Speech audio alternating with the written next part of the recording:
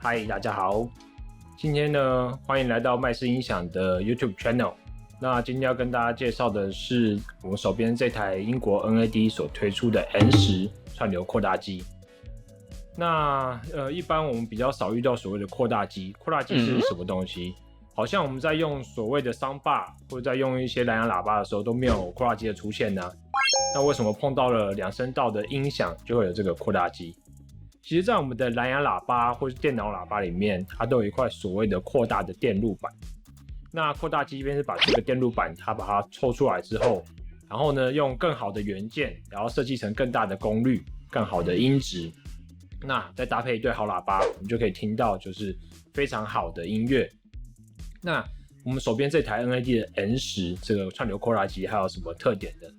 首先它有2个特点，第一个特点就是说，它的体积非常的精致，它的体积其实大概就跟我们的 Mac Mini 差不多，然后再高一点，所以其实我们可以放在家里的客厅，放在书房，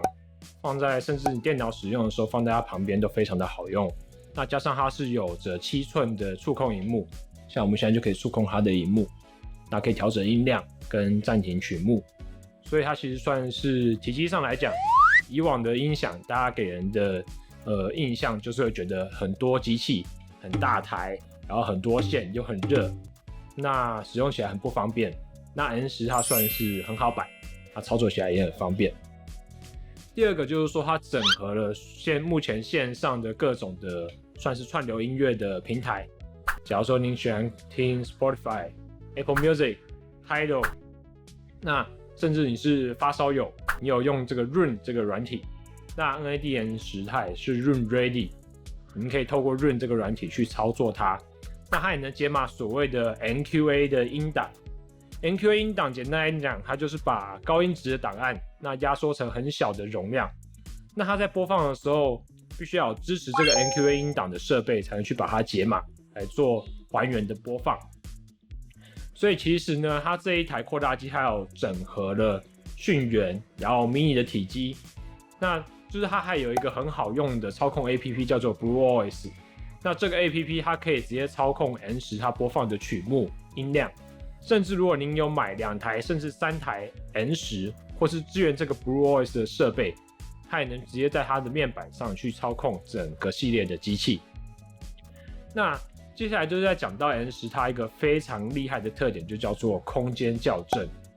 空间校正这个东西呢，很多人常常以前遇到就会是可能怎么样会用到它呢？可能叫做等化器。以前我们在看那种床头音响，会有很多段的，可能会有拨杆，然后大家可以去做调整。那 NAD N10 呢，它这个空间校正呢，跟以前的等化器有非常不一样的地方。那待会跟大家说明。那很多人会遇到很多状况，就是说，常有人反映说，在音响店听很好听，然后怎么音响买回家之后，跟在店里面听的感觉，好像不太一样。甚至有人会说，音响店听很好听，拿回家听变得很难听。那这个状况基本上就是说，第一个，音响店的空间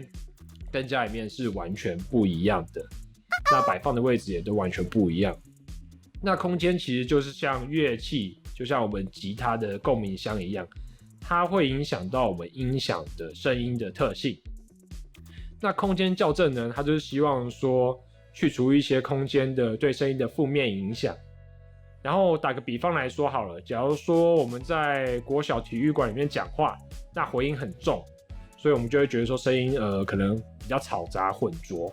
但今天我们在家里面讲话的时候，其实是非常干净的。那当您想要听到一个很清晰的声音，您就大概不会想要在体育馆里面去播音响。那Direct 这个空间校正跟以往的等化器不一样，在于说还有2个部分，一个是在频率的部分。它频率的部分基本上它是半自动的设计，就是说基本上，您只要照着它的操作流程，那用它所附的麦克风，甚至您可以用更专业的测量级的麦克风，然后照着它的流程去做，那就会有一定的效果。那第2个就是 Direct 跟以前的等化器的不一样，在于说，它甚至可以去调整您整个音乐，它整个在你的空间这种残响的状况。什么意思呢？像在 Direct 软体里面，它其实会有做所谓的脉冲的响应图。您可以看到您原本空间的原始脉冲响应图。那你会看到它的横轴代表时间，纵轴代表能量。那在经过 Direct 这个软体，它在做所谓的校正之后，你会看到您的纵轴能量的部分，它会变得比较收敛。那这个其实在图表上面的意思就是说，您会受到比较少的这种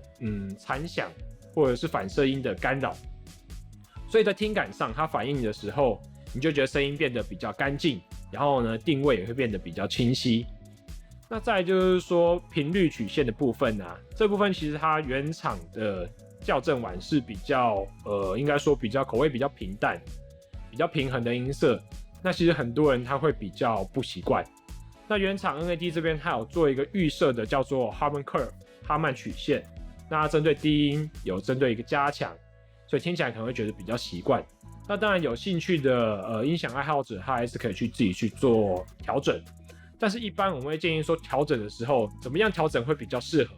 就是您让这个频率曲线它看起来是比较圆滑的，而不是有棱棱角角的，假如说就像什么三角形啊、像多边形那样的调整，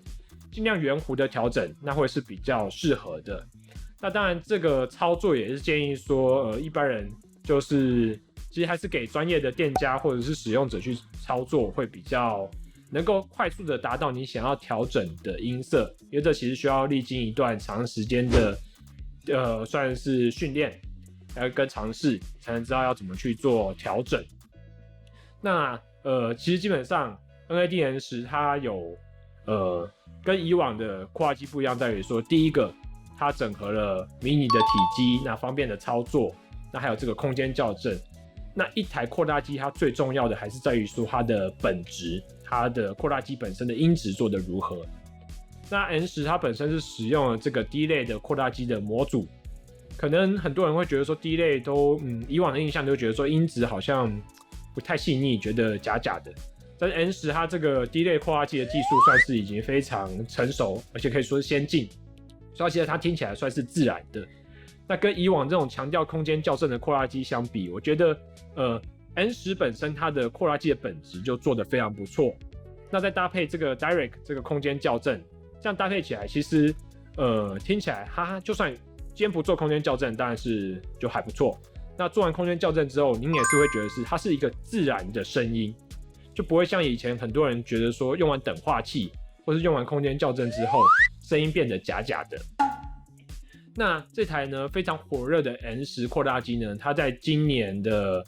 好像是10月，它又推出了新的版本，叫做 N10 V2。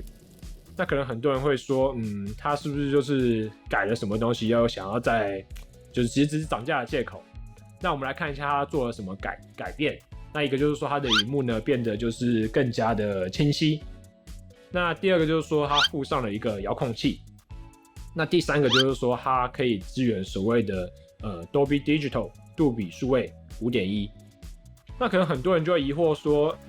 一个2声道的扩大机去支援这个杜比数位 5.1， 就是好像没有什么用。那就是这个是不是就想找个理由涨价这样子？那其实这个就是 NAD 它所要给业界带来的一个算是革新。那我敢说这是一个算是蛮大动作的一个，你可以说它革命的思想。为什么？因为以往呢，所谓的2声道的器材就是2只喇叭，然后配上一个扩大机或是 CD player， 它跟所谓的家庭剧院的系统是很壁垒分明的。就是可能有人他家里面有那种家庭剧院啊，然后喇叭有弄了好几只7、8只喇叭。那2声道器材跟多声道的这种家庭剧院，它基本上他们是2个阵营的。那你用了2声道的扩大机，你就没办法去组建这种多声道的系统。你用了多声道的系统呢，你听音乐的效果就不会像2声道这种专业音响听起来那么好听。但是 N10 呢，它目前支援了这个 Dolby Digital。那很多人说，那它背面的接孔也没办法接到那么多只喇叭啊，那这个要怎么用？这个时候就是重点就来了。N10 呢，它可以透过它这个 BlueOS 的 APP 呢，去整合他们家应该说是 NAD 集团底下会有其他的品牌叫 BlueSound， 它有一个Flexi 的无线后环绕，那还有一个 Pulse 的无线重低音，它可以去整合这个无线的重低音还有无线的后环绕，去组建一个4.1或者是4.2的系统，就你可以搭配一个超低音，或是搭配2个超低音。那这基本上是一个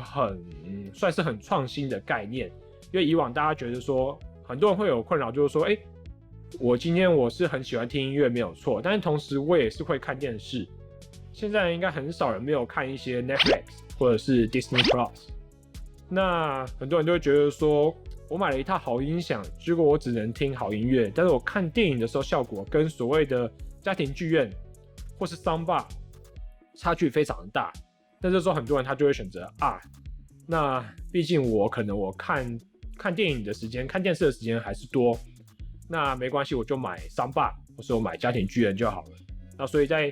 这种消费市场的反应之下，就是 soundbar 这几年就非常的多，所以大家可以看到现在 soundbar 基本上推陈出新，然后各大品牌都有做这样子。那两声道在面对这种就是市场的反应之下，那 NAD 这个厂商他们就想说，那这样子我干嘛不把 N10 这种顶级的2声道的扩大机，我让它也有所谓的可以加入所谓的环绕的系统的功能，我搭配了无线后环绕、无线重低音，我一样可以听好音乐，那我一样可以看电影的时候看 Netflix， 我一样有环绕的效果。所以可以说是目前呢2声道扩大机就是 N10 它这个 V2 的版本，就真的是一个最新的算是革新，那有这样子的功能。那它的售价目前是108000元。那我们麦斯音响也有做实品的展示，那欢迎大家来听听看。之后我们也会有更多关于音响、关于 soundbar、关于电视的专业的评测，那欢迎大家多多留言支持我们、订阅我们。好，谢谢大家。